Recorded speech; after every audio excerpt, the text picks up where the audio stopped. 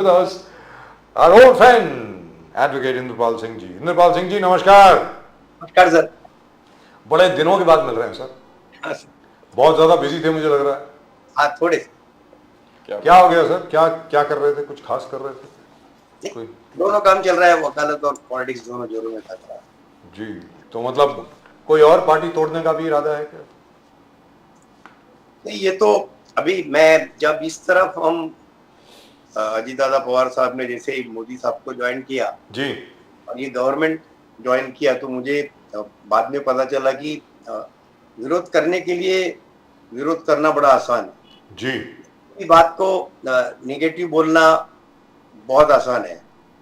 आदमी फ्रस्ट्रेशन में जितना चाहे उतना बोलता है और बेहिसाब और बहुत अच्छा बोलता है और अच्छा लगता भी है.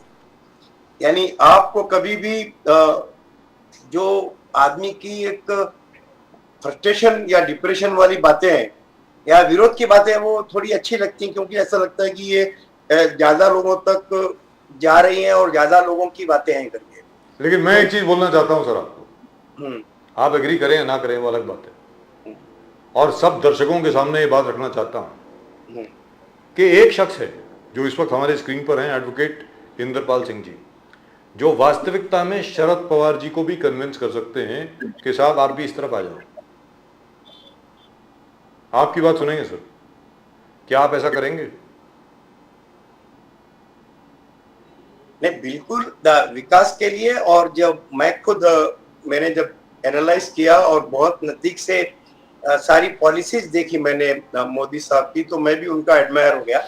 और फिर मुझे लगा कि जिस तरीके से अभी देश की जीडीपी भी आप देख लीजिए, अभी एट प्रेजेंट 7% है, तो चौथी इकोनॉमिक हम बन गए हैं पूरे वर्ल्ड के अंदर.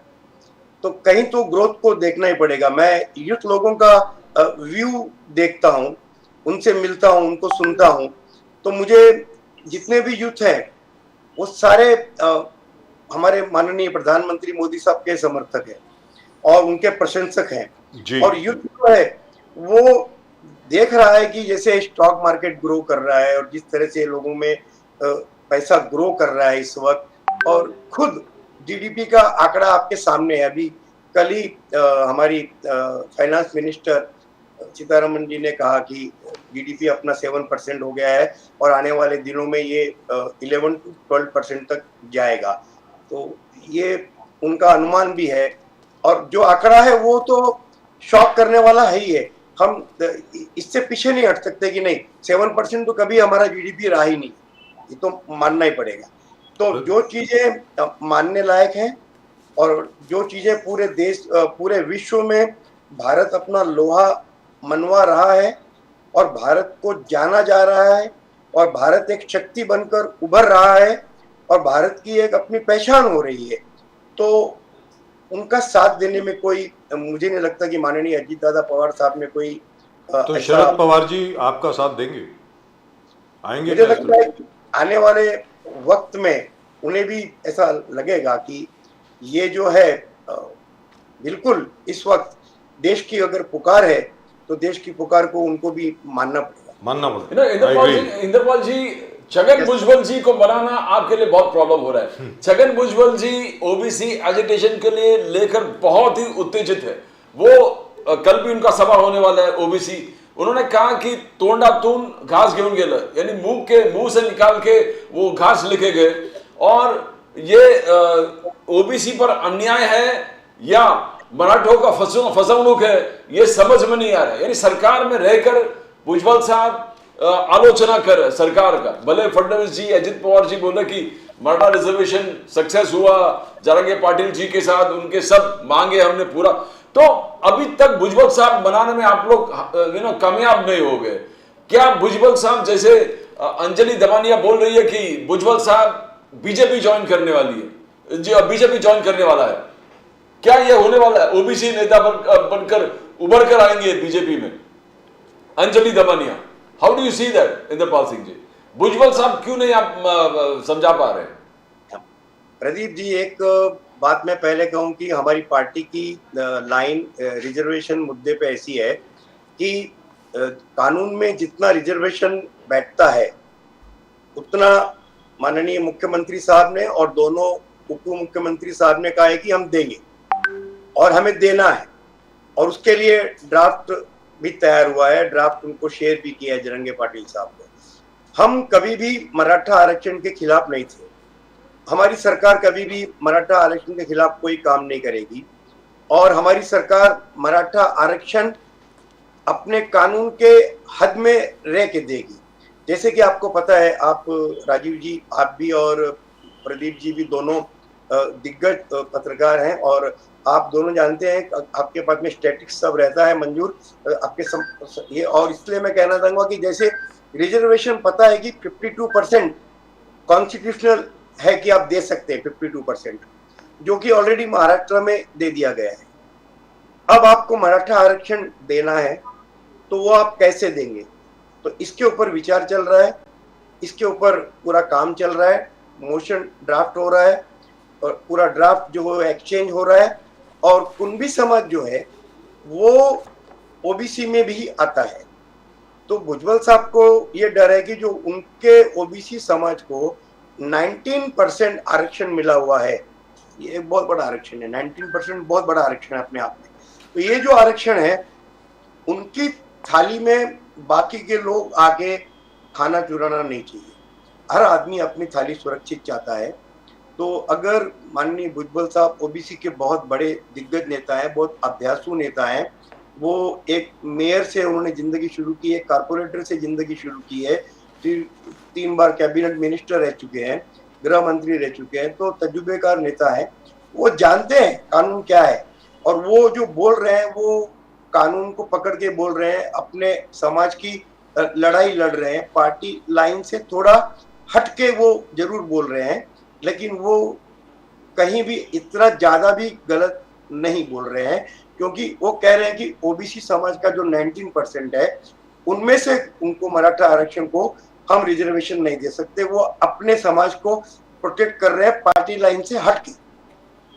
मेरी बात को आप ध्यान से ये सुनिएगा कि पार्टी लाइन से हटकर भुजबल साहब जो है वो ओबीसी को प्रोटेक्ट कर रहे हैं, जबकि माननीय अजीत दादा पवार जो हमारे राष्ट्रीय अध्यक्ष हैं, उनका कहना है कि हम मराठा आरक्षण देंगे और कानून के दायरे में देंगे।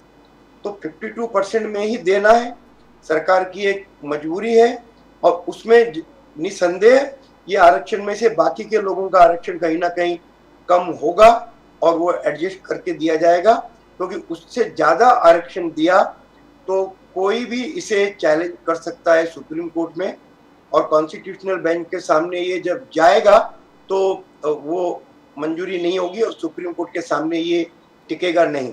तो कहीं भुजबल साहब कानूनन भी सही जा रहे हैं, ओबीसी को प्रोटेक्ट कर रहे हैं, लेकिन पार्टी से नाराज नहीं है।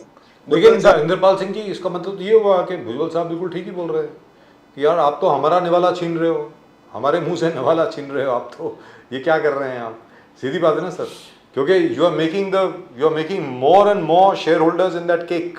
वो एक छोटा सा केक जो है ओबीसी रिजर्वेशन का, आप उसमें ज़्यादा शेयर होल्डर ले आएंगे। पहले ही 381 के 387 शेयर होल्डर हैं उसमें, अब एक और शेयर होल्डर इतना बड़ा मराठा शेयर होल्डर, बाप रे बाप, मतलब नाम सुन के डर लगता है, एक मराठा लाख मराठा। तो वो मतलब it is right of them to feel very insecure sir. जैसे दांगड़ कम्युनिटी हो गई, अपने माली हो गए, लिंगायत हो गए, ये सब लोग जरा इनसिक्योर फील कर रहे हैं, आपको इनसे बात करनी पड़ेगी इंद्रपाल सिंह जी। बिल्कुल, ये इसी राजीव जी, ये जो पूरी एक्सरसाइज हो रही है, जो ये टाइम लग रहा है जी, और जो एक प्रक्रिया है, हमें हर चीज का ध्यान देना है। एक कोई भी ड्राफ्ट तैयार करते वक्त, रिजर्वेशन को एकोमोडेट करते वक्त, कॉन्स्टिट्यूशन कहीं भी आप टच नहीं कर सकते, 52% के ऊपर आप जा नहीं सकते।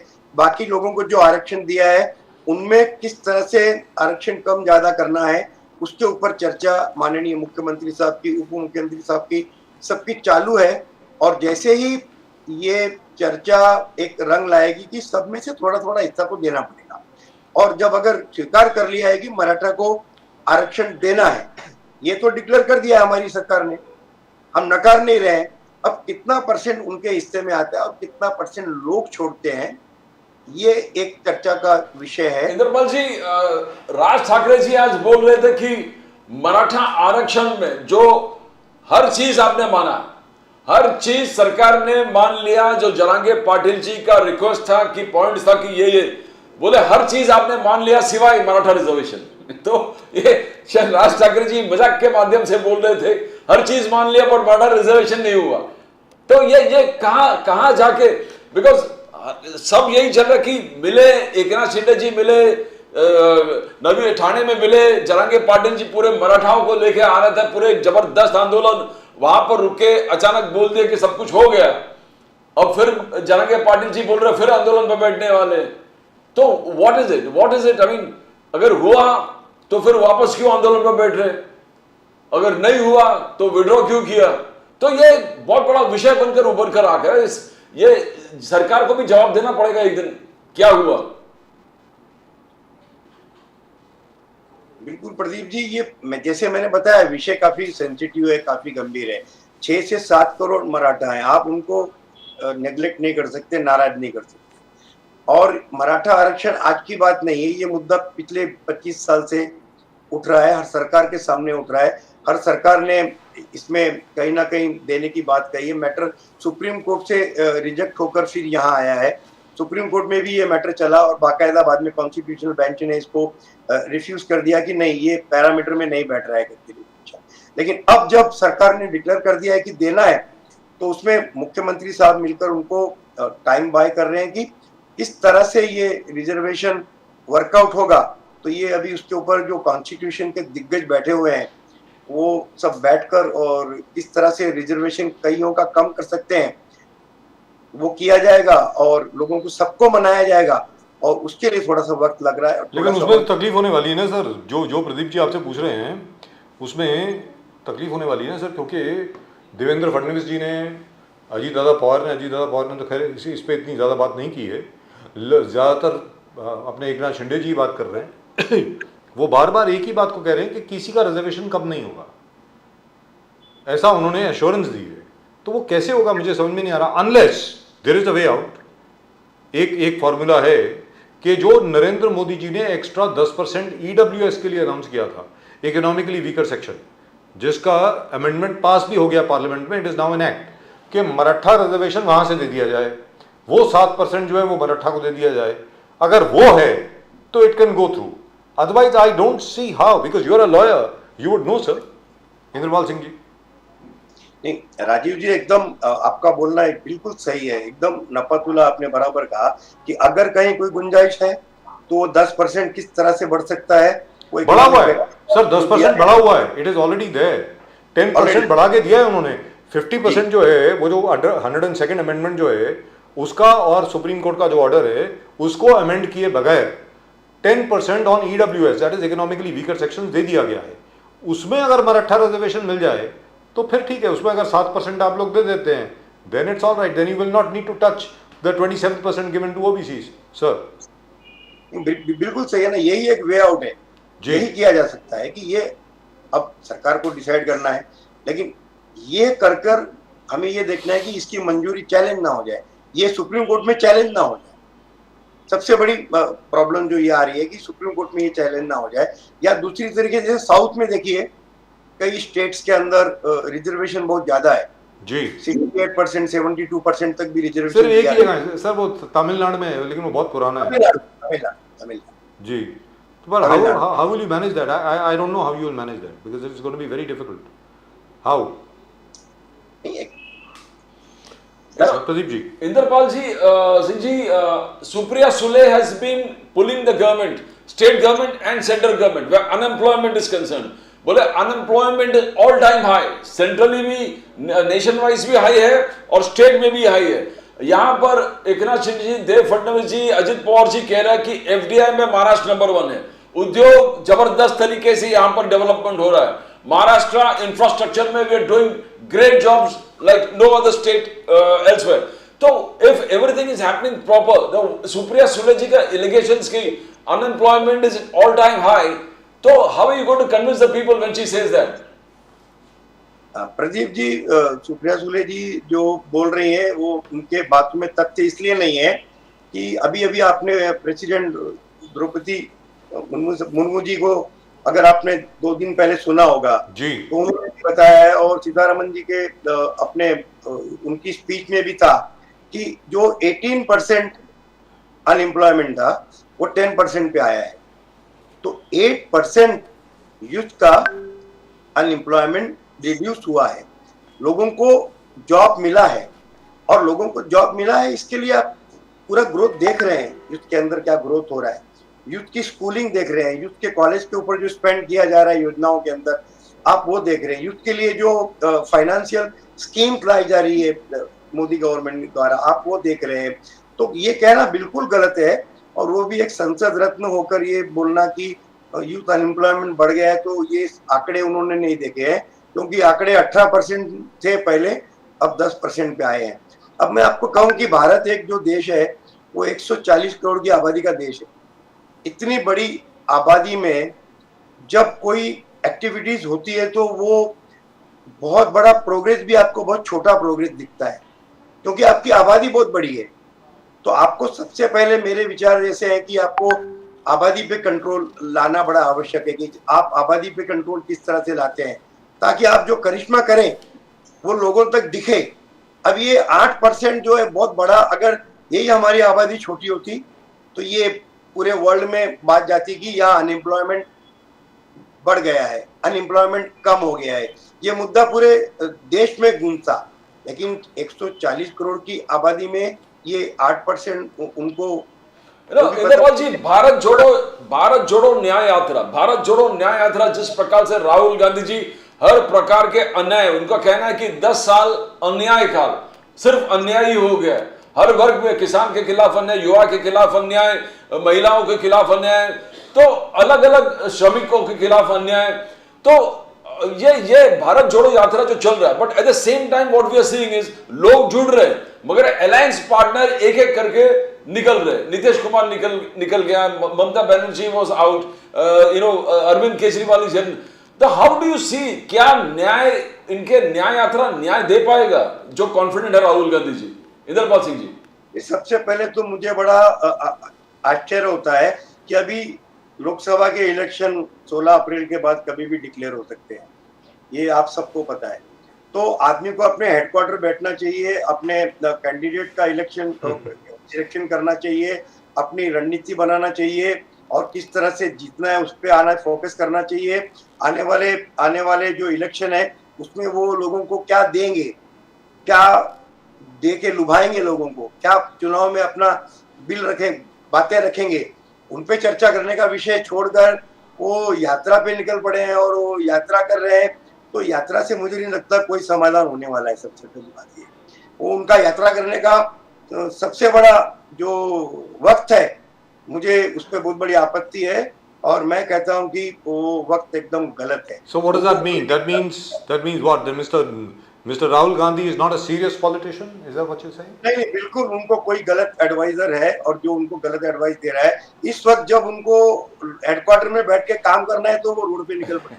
और उद्धव ठाकरे जी आज बोल रहे थे कि मोदी जी की गारंटी क्या है? मोदी जी की गारंटी यानी जो करप्शन बिल्कुल करो और फिर पार्टी में आ जाओ और आपको मैं प्रोटेक्ट करूंगा, ये मोदी जी का गारंटी है। और सबसे बड़ा उदाहरण है अजित पवार जी। मोदी जी बोले 70,000 करोड़ के घपले, और करप्शन करके मोदी जी के गारंटी के समान आगे छत्रछाया में आगे total protection, no inquiry, no.